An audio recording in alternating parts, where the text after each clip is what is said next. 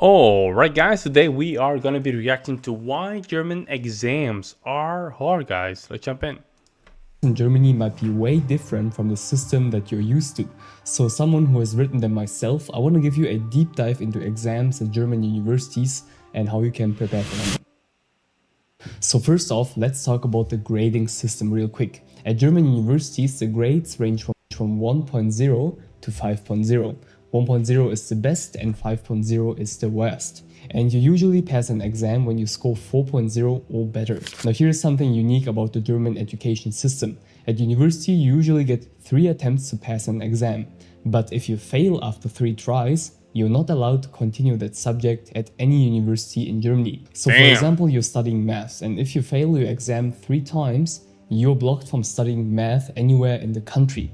So usually these exams are not on random dates during the semester. In Germany, they're not playing games. You can divide a semester into 2 different phases: the lecture period and the lecture-free period. In the lecture period, you have your lectures and courses. And in the lecture-free period, well, this sounds like holidays, but there's a catch. This one lasts about 1.5 months to 2 months. Even if there are no lectures during this period, this doesn't mean that you're completely free. And this is because the exam period also falls during the lecture-free period. So for example, this semester, if you only have a couple of exams ahead of you, this period can only last 2 weeks, for example. So you have exams for 2 weeks, and the rest of the lecture-free period is kind of your holiday. But it can also happen that you have a lot of different exams spread over the entire lecture-free period. This is very, very unfortunate, but if you're unlucky, you have no free time. And my heart goes out to all my friends who study engineering in Munich. 7 exams spread over the entire summer is truly brutal, but it can happen. So in Germany, you have to split up during the semester with lectures and tutorials, and then this really intense exam season. So even though the schedule at university is flexible, the workload remains quite high. And so it sounds like a good idea, but I would not like that free period thingy, because then I will become lazy as hell, man. I'll be honest. I'll be so lazy. I need a target, right? I need something to shoot. And I need some pressure in the back too, man. This period is stressful because the exams are much more concentrated in a small time window. And different than school, at university you have fewer clear instructions. So I want to give you a realistic perspective on the workload at German universities. So on average, we students are expected to complete 30 credit points per semester, and they are called ECTS, so ECTS. And I would say, as a rule of thumb, each credit point equals 25 hours of study. Now 25 times 30, that's the time you usually spend on one semester. Now getting these 30 credits in one semester and completing your entire degree program in the standard period of study is very doable. In Germany, about 40% of students finish their degree on time. But here it is also very socially accepted to study longer. So doing 1 or 2 additional semesters is not something to be afraid of. Many students do this to be more flexible, go on a study abroad, or enjoy the university period a little bit longer. And since most universities are tuition free, it's not the end of the world.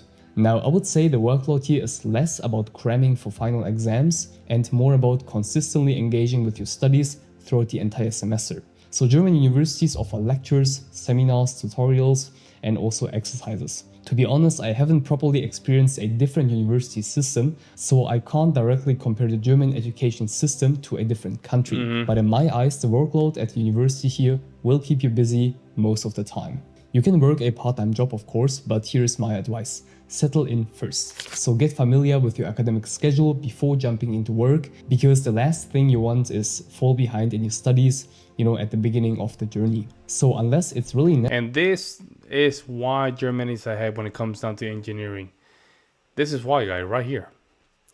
They give you some flexibility, but they keep you occupied at the same time, because they want you to develop this muscle of self-independent when it comes down to academics. That's what it is. They're trying to build that muscle. With your academic schedule before jumping into work, because the last thing you want is fall behind in your studies, at the beginning of the journey. So unless it's really necessary, I can't recommend a part-time job in the first semester. But on the other hand, most companies in Germany are also very understanding and give you flexibility when the exam season comes around.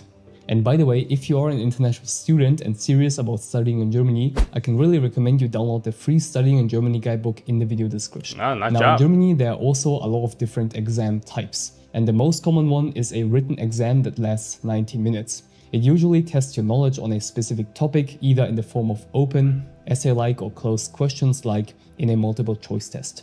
But there are also other forms of exams, for example an oral exam. In this case, they test your expertise in a discussion with a lecturer. So you have to explain certain things, defend your position, or solve problems on the blackboard. Then you have so more like a thesis. The presentation. And in Germany, it's very common to have presentations at universities. This can be in German or English, it really depends on the degree program. And a presentation exam is usually not longer than 15 minutes. Then there's also project work, my personal favorite. I would say this one is more common at universities of applied sciences. For example, in my degree program, Computer Science and Design, we get big semester projects. So we did apps and software development, design projects, and also concept work. That's very good. We usually get about 3 months to complete it, and at the end there's a big presentation in front of the entire class. And there are also term papers as an exam format. A term paper is simply a piece of academic work on a specific topic.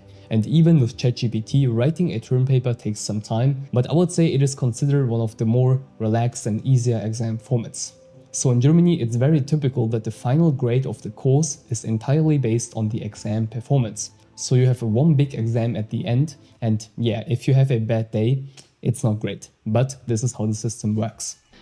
Yo, if you messed up big time there, there's no chances. Ooh. Now that you have all the basic information about exams at university, I also want to quickly show you how you can properly prepare for exams. So maybe this sounds cliche, but the best thing to do is prepare early. We all know from other situations that time suddenly flies by much faster than we initially thought. It's the same thing during the semester. So at the beginning, the exam period seems so far away, but suddenly time is racing by so fast and the lecture notes keep piling up. And this happens quite often. You know, the pace at German universities is quite fast. Topics that took half a year to cover at school are now done in 2 lectures. So instead of trying to cram the course content into your head at the last minute, I would say it's better to prepare for lectures, go to the dedicated exercise sessions with tutors, and work on assignments. Even if this means extra work during the lecture period, it will ultimately save you time during the exam phase. So a big recommendation from me, attend lectures, especially the first and last ones, because professors like to drop small hints and secrets about the exam content. I personally don't like to go to all lectures because I feel like sometimes I'm more efficient at home. But in the end, it mostly comes down to how many exercises and mock exams you do. The more you do, the better your exam results. There we go. There we go. That's the more this practice. A good technique for that is when you take your lectures or your classes, do some notes right after. I learned that later after I graduated from school, man. If I knew that before, that'd be amazing. But every time that you go to a lecture, you start writing notes, not during, after. That really helps a lot. And the key difference here is that German exams focus on your deep understanding of the concepts. So memorization won't get you very far in many cases.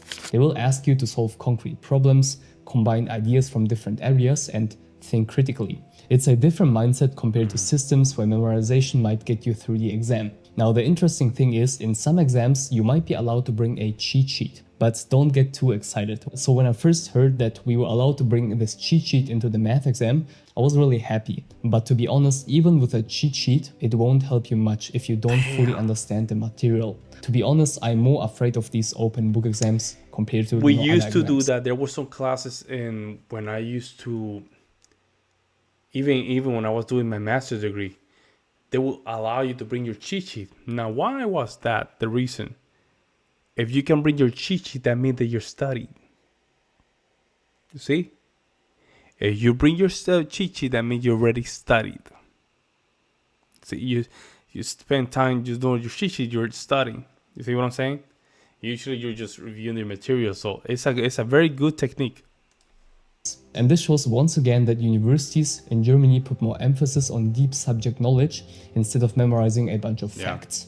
But let me tell you, in case you fail an exam or get a bad grade, it's not the end of the world. You usually get multiple attempts in an exam, and with proper effort, they are all doable. You also get plenty of support at university from tutors and fellow students who are also in the same position as you.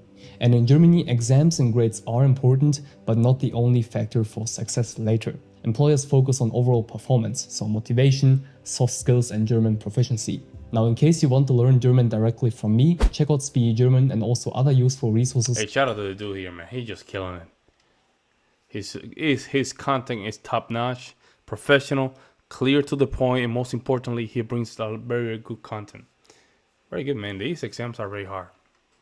It's free.